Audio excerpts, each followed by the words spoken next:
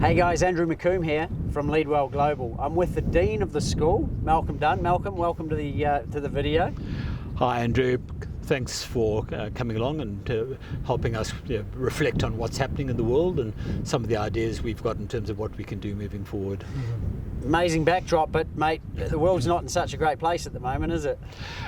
As you would have heard from our head of wealth, Surin Pather, before, the answer is yes, we've got a lot of challenges in front of us, but we've always seen the ability of mankind to rise up and be innovative in the face of challenges. So feel the pain, learn the lessons, and then create the opportunity and put your energy into that, because that's something we can do.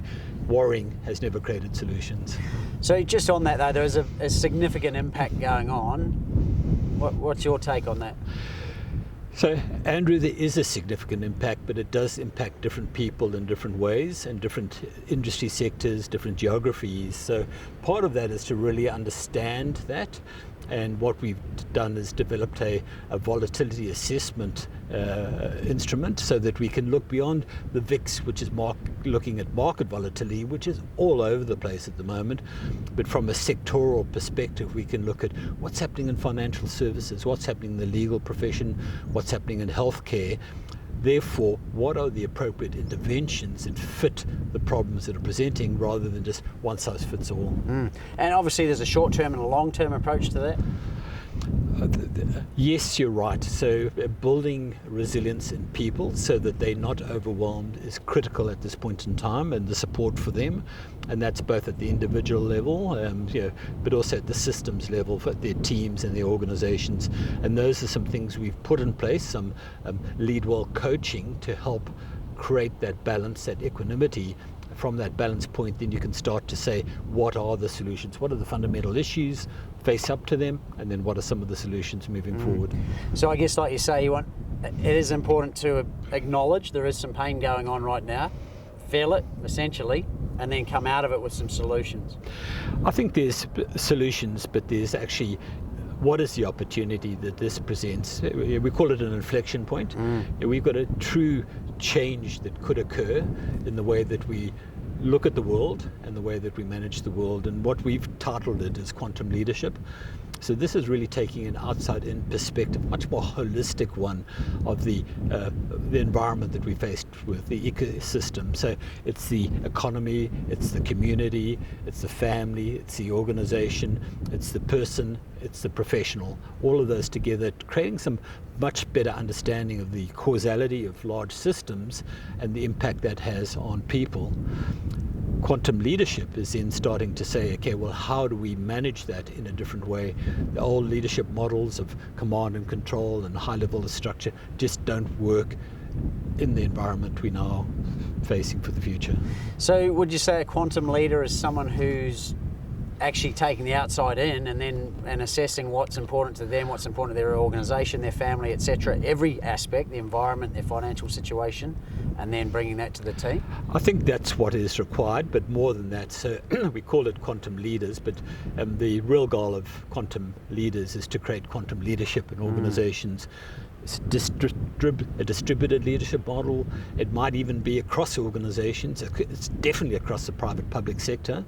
So they're not separate entities. They can't be managed separately. We need to have something that really looks at long-term sustainable growth, looks at sustainable wealth creation, looks at health. Yeah, we've had the whole issue of mental health being a major thing that's come forward. The focus on money led to us to diminish all the things of joy and happiness in our life. So how do we create a better balance?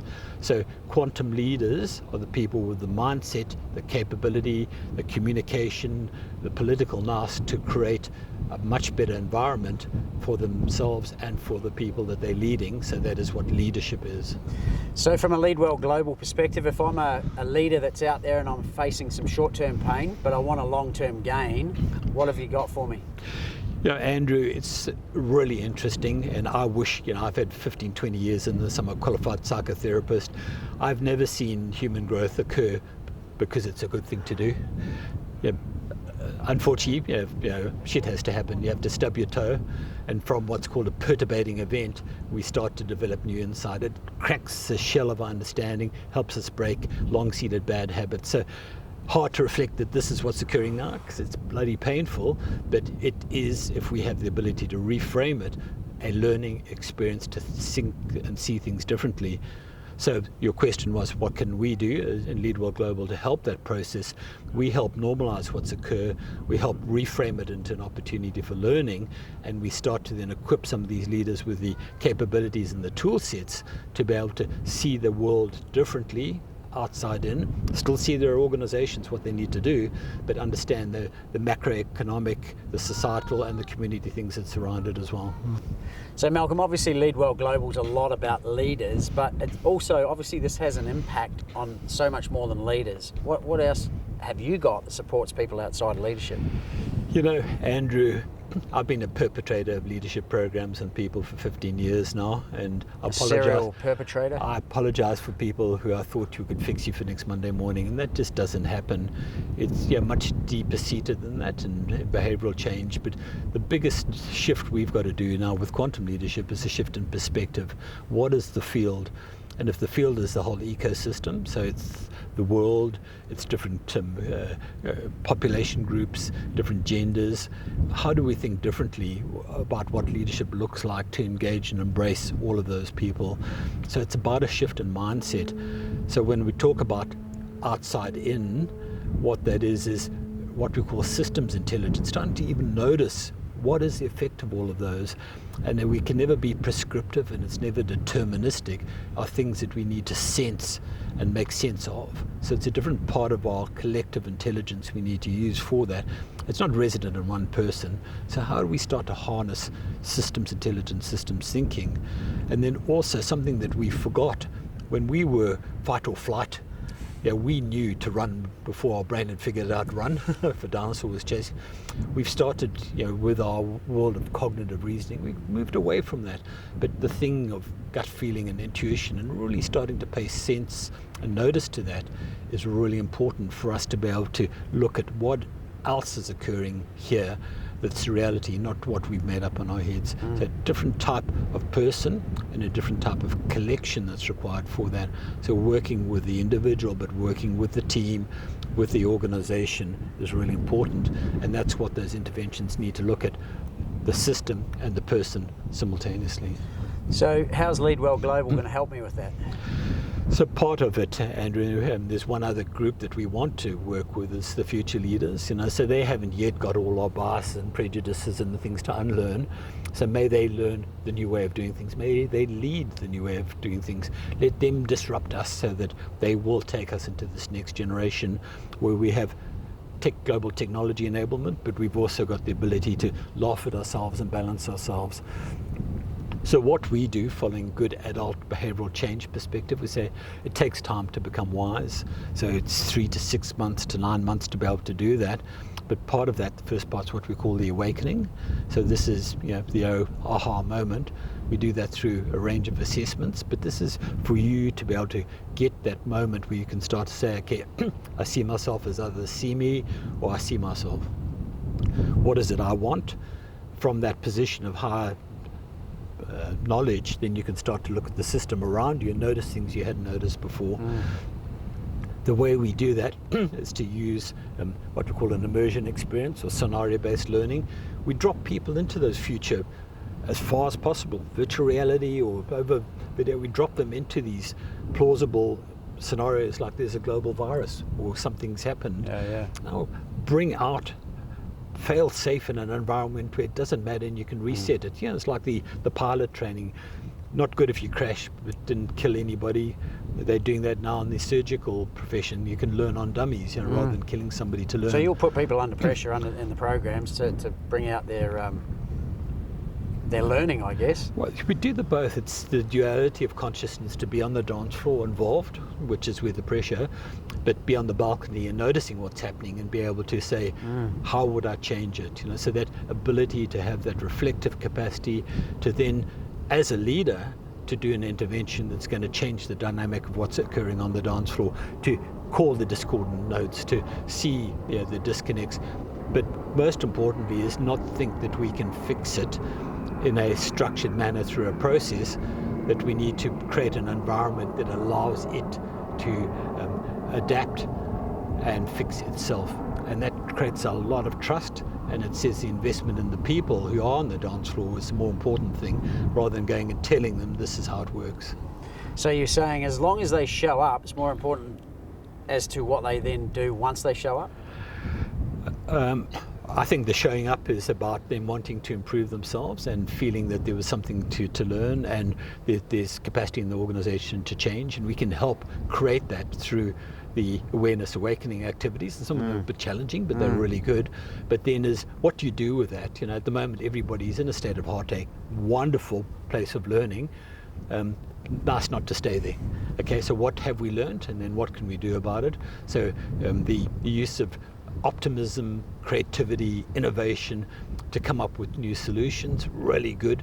But then how do we make that happen?